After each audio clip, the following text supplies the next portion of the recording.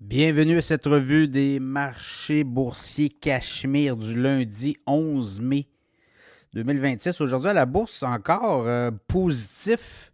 C'était parti un peu en vrille ce matin, mais finalement, ça s'est replacé. Et là, tous les indices ont terminé dans le vert à Toronto, à Wall Street. Alors, on va prendre ces données-là comme étant positives. Il faut dire que semaine quand même importante. On va avoir des données sur l'inflation aux États-Unis, mais on va avoir aussi un voyage de Donald Trump en Chine. Et je pense que là, s'il y a des ententes qui sont réussies à avoir du positif autour de ça, ça pourrait redonner de l'élan au marché, on va le voir. Toujours est-il, le TSX a fini 61 points en vert aujourd'hui, 34 138. Le Dow Jones, 95 points en hausse, 49 704. Le S&P 500, 13 points en hausse, 7 412 points.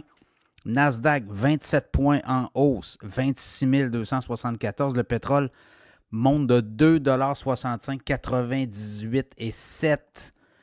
US, référence WTI, sous les 100 dollars. Le Bitcoin, du surplace un peu, 81 777. Ethereum, même chose, 2338. L'or a monté aujourd'hui de 20,80 4734 l'once d'or. L'argent bien fait aussi, quasiment 7,2 de hausse, 5,76 de hausse, 85 et 98. Et puis pour le reste, il y a eu toutes sortes de, quand même, ce matin, Trump avec l'Iran, cesser le feu. Après ça, est-ce qu'on va avoir là, un accord? Il lui a rejeté le plan de espèce d'accord proposé par l'Iran. Ensuite de ça, là, si vous regardez Citadel Security, c'est quand même une grosse firme là, de trading, de placement aux États-Unis. Ils disent que si vous regardez le S&P 500, la hausse vient surtout des titres liés à l'IA depuis peut-être un mois, là, un mois et demi. On dit que seulement 22% des titres ont surperformé le S&P 500 au cours des 30 derniers jours. Donc, c'est surtout les gros joueurs, là, Nvidia entre autres, mais Micron, AMD, Qualcomm, Tesla et autres. Donc, c'est un peu ça qu'on... En tout cas, tous les gros titres de l'IA, notamment aussi... il y a plusieurs titres là, qu'on pourrait nommer, mais vous le savez, vous les avez vus monter, là, notamment AMD, Micron.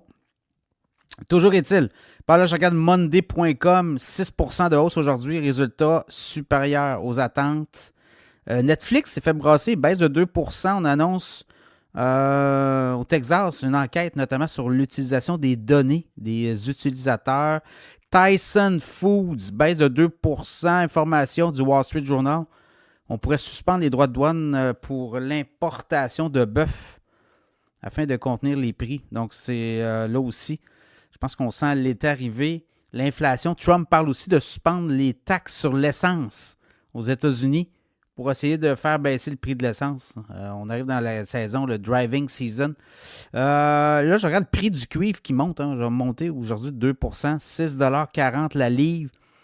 C'est surtout l'acide sulfurique qui manque, qui pourrait manquer, là. Donc, c'est quand même...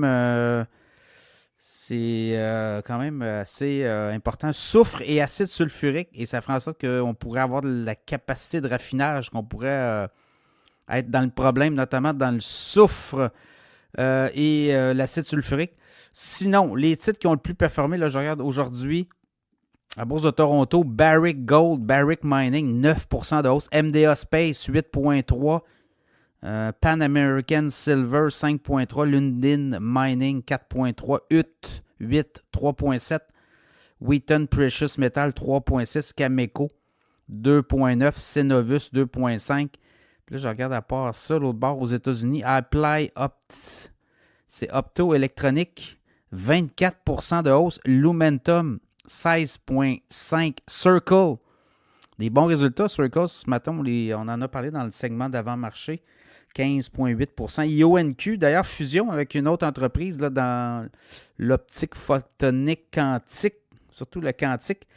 15,6% de hausse. Coherent, 13,2%. Rocket Lab, 11,3%. Et Corning, 10,9%. AST, Space Mobile aussi, 10%. Et à l'inverse, aux États-Unis, là, les Irene a perdu quasiment 10%, Dell 5,2%, Mercado Libre moins 4,6%, c'est, je regarde Alphabet, moins 3%. Voilà, quand même, très bonne journée. Demain, d'autres données. Beaucoup de résultats financiers demain, là. Donc, on va aussi voir, les résultats sont très bons, hein, des entreprises. C'est pour ça que ça a monté beaucoup. Mais c'est beaucoup l'IA qui a fait monter les titres. Donc, l'IA pourrait peut-être commencer à connaître des passages à vide, là. Les AMD, Micron et autres là, qui ont beaucoup, beaucoup monté, ben, ils pourraient se faire brasser au cours des prochains jours. Ça sera à voir, à surveiller.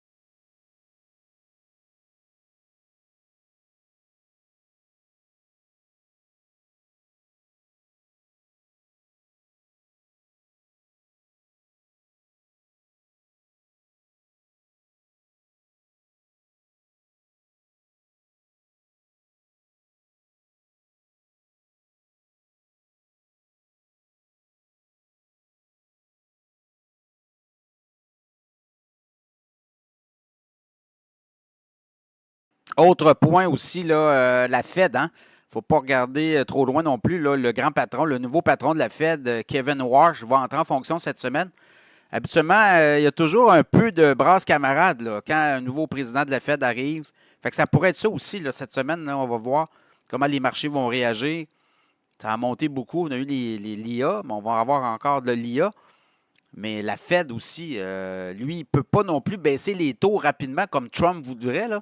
Il y a quand même un board, il y a quand même des gouverneurs. Il n'est pas tout seul à voter quand on vote pour baisser les taux d'intérêt, notamment le taux directeur aux États-Unis. Donc, Walsh est quand même limité dans ce qu'il peut faire. Oui, il peut amener la Fed vers une direction, mais c'est pas lui qui décide de toutes ces baisses de taux-là. Donc, vous voyez, quand même, ça aussi, quand il y a de nouveaux présidents de la Fed qui arrivent, habituellement à la bourse, ça peut amener beaucoup de volatilité. Puis on le voit, c'est des marchés très, très, très volatiles. Donc, voilà. l'équation est là aussi, là, au niveau de la Fed, là. Donc, on va vous souhaiter une très bonne semaine à la bourse.